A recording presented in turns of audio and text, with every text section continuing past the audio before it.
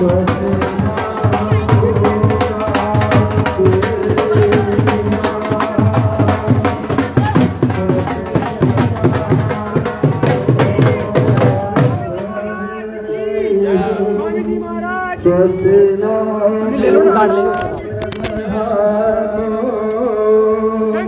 भगवान की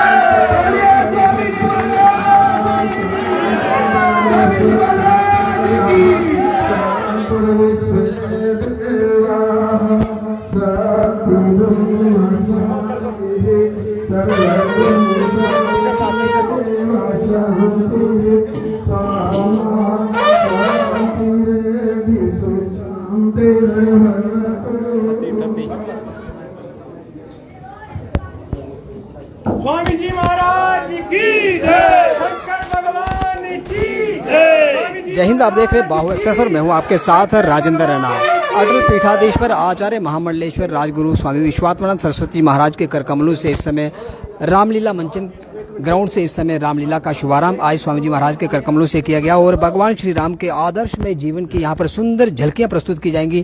लगभग कोविड काल के चलते 2 वर्षों से रामलीला मंचन जो था यहाँ पर उसको पूर्ण विराम लगा दिया गया था और प्राकृतिक आपदा के शांत होते ही इस समय सुंदरबनी के रामलीला ग्राउंड से स्वामी जी महाराज एक बार फिर पुनः यहाँ पर जितने भी जो कलाकार हैं, जिनके कलाकारों द्वारा सुंदर प्रस्तुति भगवान राम के आदर्शमय जीवन को लेकर प्रस्तुत की जाएगी, उसी पे बात स्वामी जी महाराज से यहाँ प्रयास करेंगे। स्वामी जी, जिस प्रकार से लगातार 2 वर्षों के कार्यकाल के उपरांत आपके शुभ चरण यहाँ पर पड़े और रामलीला मंचन का शुभारंभ होगा, भगवान राम के आदर्श में जीवन को लेकर आप क्या संदेश देंगे? जो लोग यहाँ पर रामलीला का यहाँ पर मंचन देखने के लिए आते हैं, उनके लिए क्या संदेश स्वामी जी महाराज?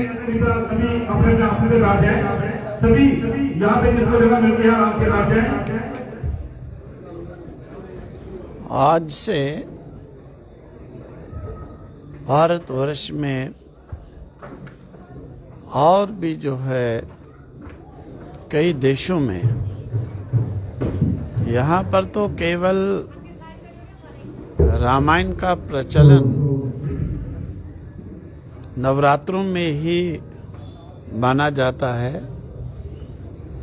इसकी अपेक्षा बनारस में लगभग 1 महीना ही रामलीला चलती है और कुछ कंट्रीज ऐसी हैं वहाँ पर तो पूरा वर्ष ही रामलीलाओं का जो है ये उत्सव मनाया जाता है, वर्ष भर ही मनाया जाता होता है। जैसे इंडोनेशिया इत्यादि हुआ, वहाँ पर नवरात्रि नहीं, कोई ये महीना नहीं, हर प्रोग्राम में उनका रामलीला का ये अनुकरण किया जाता है।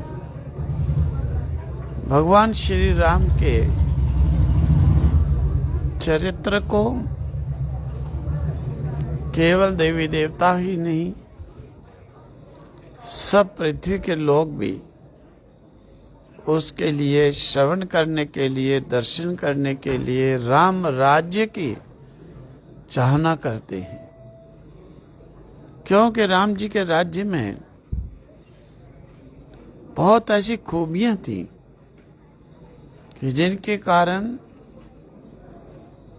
आज तक लोगों की ये लालसा है कि किसी प्रकार से हम कभी राम राज्य को देखें।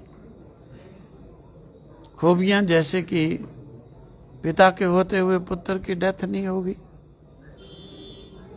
अगर होगी भी तो राम जी उसे जीवित करके वापस दिए, ऐसे दृष्टांत प्रमाण है। असमय पर कभी वृष्टि नहीं होगी कि फसल की बर्बादी हो, और कभी भी समय पर जो है अवश्य ही आवश्यकता के अनुसार वर्षा आदि होती थी। इंद्र आदि को ये बहुत ध्यान रखना पड़ता था।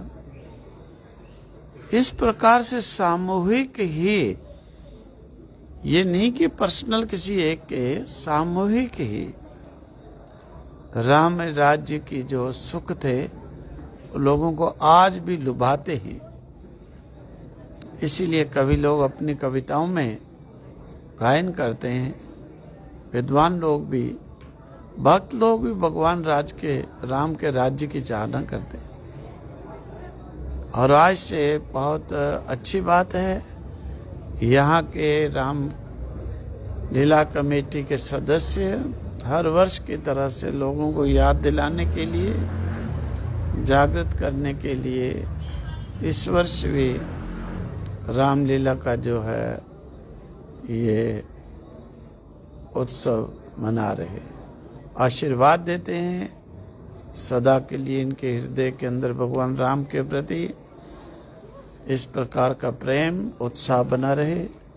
ओम तत्सत, ओम तत्सत। तो स्वामी जी, हर कोई चाहता है कि उसके घर में राम जैसा बेटा हो। माता पिता के लिए क्या संदेश रहेगा कि अपनी आने वाली जो संतान है उसको किस प्रकार का आचरण दिखाएं ताकि उनके घर में भी एक आदर्श में और एक माता पिता की आज्ञा को पालन करने वाला एक पुत्र, ऐसा पुत्र उनके घर पैदा हो। उसके लिए माता पिता को किस प्रकार का आचरण करना चाहिए ताकि वे सात्विक रहे और माता पिता का आज्ञाकारी बेटा हो?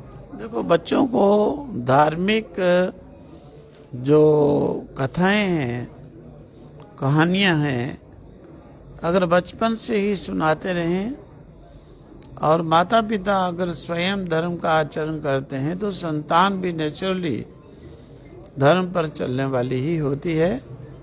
और यही उसका उपाय है कि भगवान की कथाओं से उन्हें अवगत कराना, चरित्र सुनाना, अवश्य ही उनके पाप दूर होते हैं, श्रद्धा उत्पन्न होती है, यही उपाय होता है। रामलीला के स्टेज से जितने भी जो कलाकार यहाँ पर भगवान राम के जीवन को लेकर यहाँ पर कर्तव्य दिखाएंगे, जितने भी जो दर्शक यहाँ पर देखने के लिए यहाँ पर रामलीला को देखने आए हैं, माताएं बहनें आई हैं, उनके लिए क्या संदेश रहे ताकि भगवान राम जैसा जीवन का जो आदर्श है वह हर एक के जीवनी का एक आदर्श बना रहे और वे कभी भी भक्ति मार्ग से डगमगाए ना। सभी सदस्यों को आशीर्वाद देते हैं कि स्वयं भी भगवान श्री राम के प्रति निष्ठा रखें और दूसरों को भी इस प्रकार से अवगत कराएं और सभी लोगों को साथ में इनका साथ दे करके इनका उत्साह भी बढ़ाना चाहिए। आशीर्वाद। स्वामी जी महाराज की जय। तो रामलीला मंचन का शुभारंभ यहाँ पर हो चुका है और अटल पीठाधीश्वर आचार्य महामंडलेश्वर स्वामी विश्वात्मानंद सरस्वती जी महाराज के कर कमलों से यहाँ पर रामलीला मंचन का शुभारंभ आज कर दिया गया है। रामलीला का जो अंत है वह रावण, मेघनाथ और कुंभकर्ण के विशाल काय जो पुतले होंगे उनका दहन करने के उपरांत ही रामलीला का जो मंचन है उसका समापन कर दिया जाएगा। और यहाँ पर स्वामी जी महाराज द्वारा संदेश दिया गया था कि माता पिता अपने बच्चों को इस प्रकार आचरण दें ताकि उनका जो बेटा है वे आज्ञाकारी बेटा हो, आदर्श में उनका बेटा हो, ताकि वे माता पिता की आज्ञा का पालन करें। और जितने भी जो दर्शक यहाँ पर सुनने के लिए स्वामी जी महाराज को, कलाकारों को यहाँ पर देखने के लिए आए, उनके लिए एक संदेश था कि आप अपने बेटों को, अपने बच्चों को, अपनी आने वाली पीढ़ी को इस प्रकार संस्कार दें, उनको सात्विक आचरण सिखाएं ताकि आपके घर में भी भगवान राम जैसा वातावरण हो, भगवान राम जैसा बेटा हो और आचरण उसका ऐसा हो कि आप अपने बेटे पर गर्व करें। तस्वीरें इस समय में आपको रामलीला क्लब सुंदरबनी से दिखाया था। यहाँ पर काफी संख्या में यहाँ पर सुंदरबनी शहर के गणमान्य व्यक्ति यहाँ पर पहुंच चुके हैं और स्वामी जी महाराज के द्वारा यहाँ पर स्वामी जी महाराज के कर कमलों से यहाँ पर रामलीला के मंचन का शुभारंभ यहाँ पर किया गया और यहाँ पर पुष्प वर्षा से स्वामी जी महाराज का भव्य स्वागत यहाँ पर किया गया और फीता काटकर स्वामी जी महाराज द्वारा रामलीला क्लब का, रामलीला का मंचन का शुभारंभ किया गया। और आज से लगभग आने वाले एक सप्ताह तक इस मंच से कलाकार भगवान राम के आदर्श में जीवन की सुंदर प्रस्तुति यहाँ पर पेश करेंगे और हजारों की संख्या में लोग यहाँ प्रतिवर्ष देखने के लिए आएंगे। रामलीला क्लब के जो कलाकार हैं उनकी कलाकारी को यहाँ पर सुंदर प्रस्तुति को देखने के लिए यहाँ पर दर्शक हजारों की संख्या में प्रतिदिन शामिल होंगे। और दशहरा के दिन विशाल काय पुतलों के दहन के बाद बुराई पर अच्छाई की जीत के प्रतीक के साथ ही रामलीला के मंचन का अंत कर दिया जाएगा। तमाम अपडेट्स के लिए आप देखते हैं बाहु से मुझे जय हिंद, जय भारत।